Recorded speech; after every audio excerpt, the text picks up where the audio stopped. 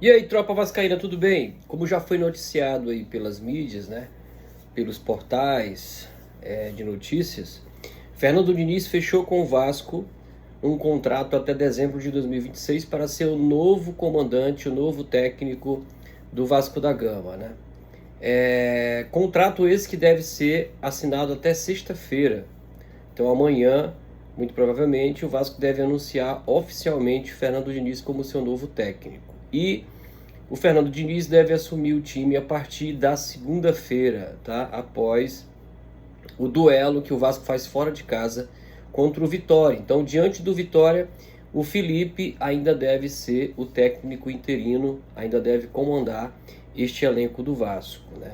Fernando Diniz que muito provavelmente deve ter o mesmo salário que tinha nos clubes anteriores, né? Como o Fluminense e Cruzeiro, um salário ali de R$ 1 milhão. O que chama a atenção são as cláusulas, né? São as condições, nem cláusula, né? Mas a condição em caso de rescisão, tá? A multa rescisória do Fernando Diniz, ela é absurda, cara. Principalmente se o Vasco decidir demitir o técnico ainda em 2025, tá? Lembrando, o contrato vai até 2026, mas existem cláusulas caso o Vasco demita o técnico antes do fim do contrato. Veja só, caso ele seja demitido até dezembro de 2025, ou seja, ainda no fim desse ano, se ele for demitido, a multa rescisória é o pagamento de 4 salários, ou seja, R$ 4 milhões de multa rescisória. Se ele for demitido entre janeiro de 2026 e junho de 2026, a multa é o pagamento de 3 salários. E aí, a menor condição é caso ele seja demitido entre julho e dezembro de 2026, aí a multa é de 2 salários. Ou seja, se o Vasco decidir demitir o Fernando Diniz antes do fim do contrato, vai ter aí multa rescisória milionária para pagar para o técnico, né? Fernando Diniz que já passou pelo Vasco em 2021, você há de se lembrar que ainda na Série B ele tinha ali a missão de substituir o Lisca, né? Lisca doido assumiu o Vasco por pouco tempo e o Fernando Diniz assumiu o Vasco com a condição de fazer o Vasco entrar no G4. O Vasco ainda não estava no G4, como não entrou no G4 em 2021 e permaneceu na Série B naquele ano. E o técnico teve um aproveitamento de 41% em sua passagem. Foram 12 partidas, né, comandando o Vasco, e teve mais derrotas do que vitória, né? Foram 5 derrotas e, salvo engano, acho que 4 vitórias com a camisa do Vasco, né? E muitos gols sofridos. Para você ter uma ideia, o Vasco, eu lembro bem disso, o Vasco sofreu 2 revés em São Januário, um diante do Botafogo, 4-0, que o Vasco tomou um vareio dentro de casa, e, salvo engano, perdemos também para o Goiás, 3-0 ou algo do tipo.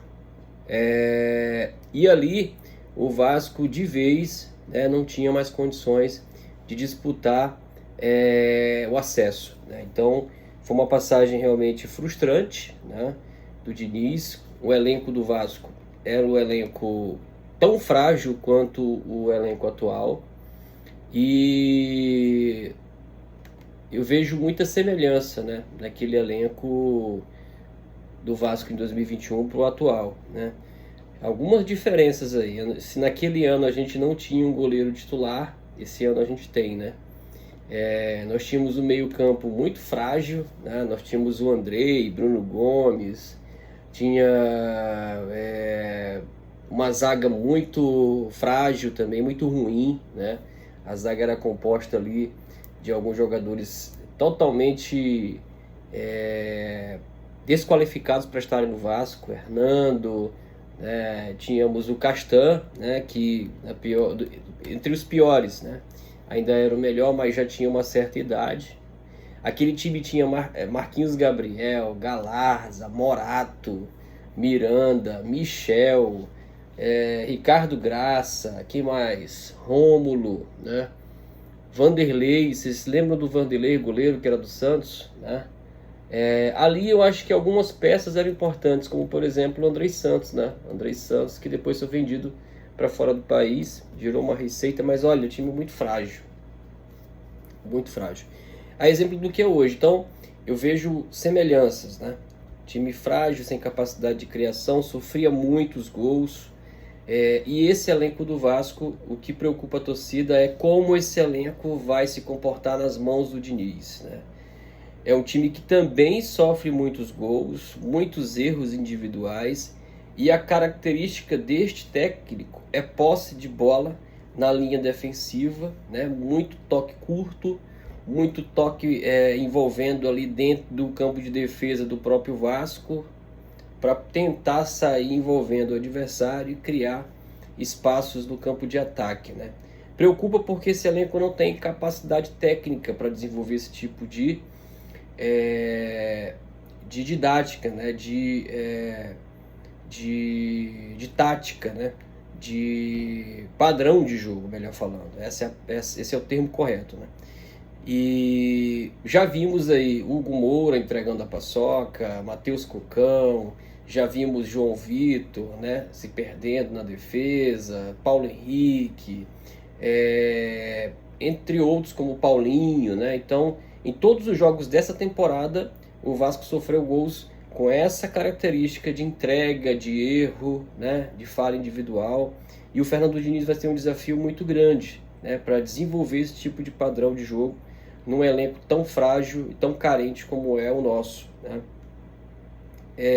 Como torcedor, espero que ele possa desenvolver algum padrão de jogo que possa dar condições desse time realmente ter cara de time de futebol, né, porque não tem, e que venham outras contratações para reforçar nessa próxima janela e de repente dar, né, ao Fernando Diniz condições de fato de fazer esse time ficar competitivo, não é nem mais competitivo, de fato competir minimamente com qualquer que seja o adversário, né? Fernando Diniz que chega com 2 auxiliares e mais um preparador físico. O Vasco precisa muito de preparo físico, né? O time do Vasco é muito limitado tecnicamente, fisicamente e mentalmente, né? Então, desejo sorte aí ao Fernando Diniz, que já não vem de uma passagem legal, né? Passou pelo Cruzeiro e teve um desempenho péssimo, né? 35% de aproveitamento, muito contestado lá em Minas, e vem agora para um trabalho também muito desafiador e que a gente espera que ele possa, já que é o técnico que foi escolhido, que ele possa desenvolver alguma coisa neste elenco. Mas eu tenho minhas ressalvas, tá? Eu acho que esse elenco vai dar muito trabalho, vai tomar gols como tem tomado de bobeira, né? E a gente espera que esse time pelo menos possa atacar, possa ter o uso da base, né? Jogadores jovens para ajudar a dar mais gás, mais fôlego nas transições, né? Na transição do campo de defesa para o ataque, nos contra-ataques, né? E que, diferente de 2021, o Fernando Diniz possa ter um time mais equilibrado, que sofra menos gols, que consiga marcar, né, mais gols e consiga segurar os resultados. Afinal de contas, a gente precisa de pontos nesse Brasileirão para eliminar qualquer chance de brigar na zona da degola, né? É o que a gente precisa. Copa do Brasil, Sul-Americana, para mim, isso aí, para esse elenco não dá, né? Então essa é a minha opinião. Se você concorda, deixa aí nos comentários, né? Queria trazer aqui esse bate-papo para a gente discutir sobre a chegada do Fernando Diniz e eu quero saber a tua opinião. Se gostou aí, curte, deixa a tua opinião, deixa o teu comentário e até uma próxima.